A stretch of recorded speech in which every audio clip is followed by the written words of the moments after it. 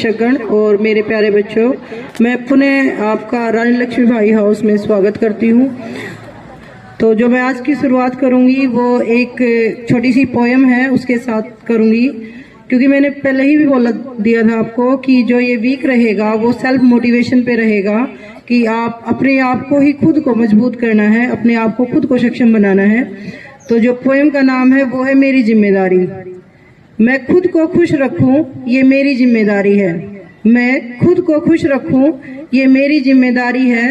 तनाव को खुद को मुक्त रखूं ये मेरी जिम्मेदारी है। खुद की सोचूं, खुद को पहचानूं ये मेरी जिम्मेदारी है। हर गुजरते पल में खुद को और निखारूं ये मेरी जिम्मेदारी है।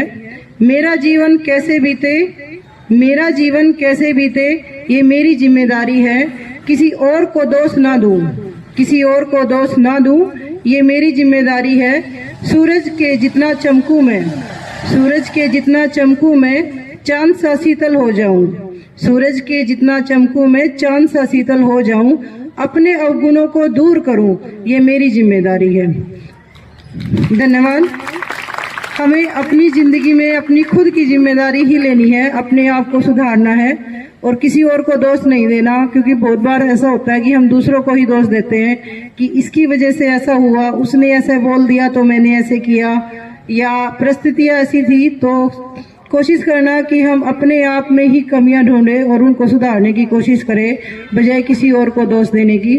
तो अपने आप को मजबूत करें, खुद को सराहे, खुद की तारीफ खुद करे और खुद की कमियां भी निकाले। सिर्फ तारीफ ना करें, खुद की कमियां भी निकाले। आप में सुधार तभी होगा जब आप अपनी कमियां निकालोगे। और सबसे अच्छी बात यह है, जब आप खुद की कमी खुद निकालते हो ना, तो आपको किसी की जरूरत नहीं होती कि कोई आप पे हंस रहा है या आपका कोई मजाक उड़ा रहा है।